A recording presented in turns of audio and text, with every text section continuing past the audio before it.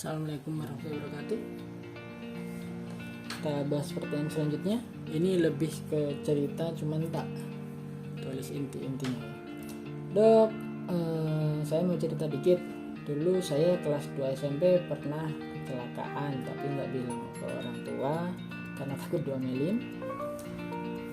Saya nggak berdarah, cuman kaki jadi sering nyeri. Sampai kelas 3 SMA, 2 SMP sampai 3 SMA itu 2, 3, 5 tahun. Saya sering olahraga, sering nyeri, sampai suatu hari saat olahraga jatuh dan gak bisa berdiri, dibawa ke rumah sakit. Ternyata patah, dan patahnya ini ternyata patahan yang sudah lama, sudah mengeras katanya. Akhirnya sama orang tua dibawa ke alternatif, agak mendingan, tapi sekarang nggak saya ngerasa nggak bisa jalan, ngerasa ngilu, goyang. Kalau melihat dari ceritanya, kemungkinan ini patah tulang kering.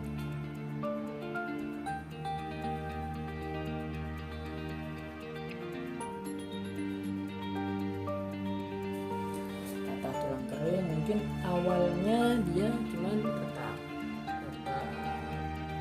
terus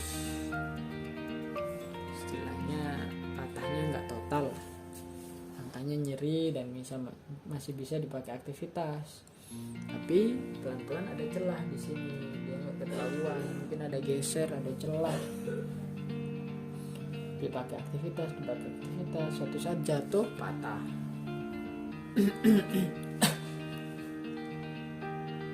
Kan udah 5 tahun, ujung-ujungnya ya kasus komplikasi seperti itu.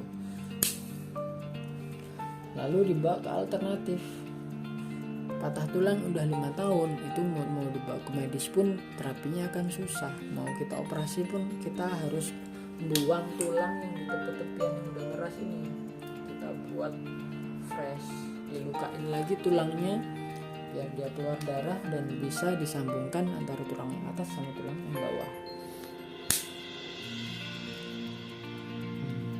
Ngerasa ngilu dan goyang. Ngilunya ini kemungkinan yang ya agak lurus, tapi tulangnya masih apa ya, nggak nyambung karena udah 5 tahun, nggak mungkin bisa bikin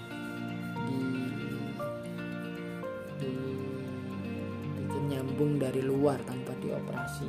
Kalau dari keilmuan not likely, istilahnya kemungkinan kecil kalau di dalam ternyata udah nyambung.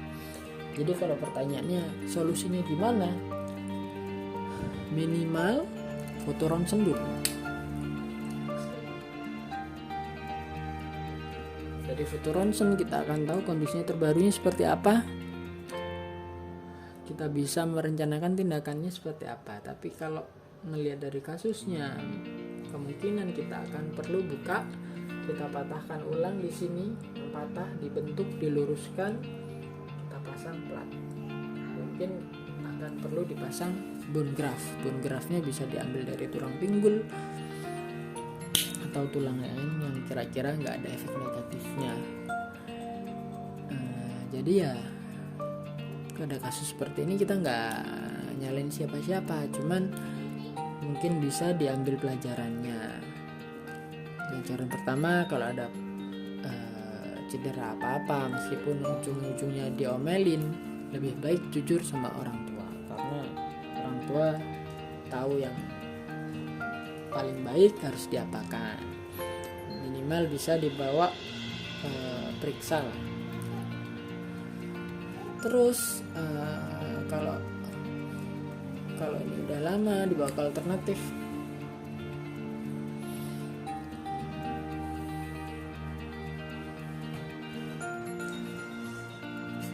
jadi kenapa nggak waktu di foto ronsen sekalian konsultasi sama dokternya di sana gitu. Mungkin kadang-kadang takut, jadi pesan juga buat orang tua,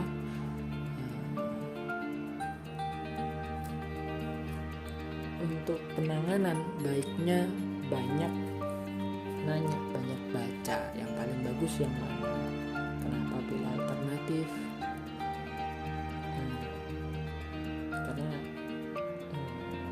seringnya penanganannya nggak optimal karena ya ilmunya turun temurun, nggak ada tertulisnya, nggak ada, susah dibuktikan, nggak ada nggak ada ilmu pastinya lah. Ujung sana sama ujung sana beda. Tapi kalau dibawa ke rumah sakit kan, dibawa ke dokter bedah manapun, dokter tulang manapun ya kurang lebih sama karena ada standarnya. Jadi jangan takut untuk mengambil pilihan yang kelihatannya rumit, kelihatannya susah, tapi itu adalah pilihan yang paling bagus dalam jangka panjangnya. Ya untungnya ini masih bisa dipakai jalan kalau dari ceritanya. Untungnya nggak sampai berujung parah, karena ada beberapa kasus istilahnya compartment syndrome itu sampai busuk kakinya, jadinya diamputasi. Sayang banget seperti itu. Oke, jadi seperti itu. Lain kali kita sharing-sharing lagi masalah seperti ini. Kita lanjut ke pertanyaan selanjutnya.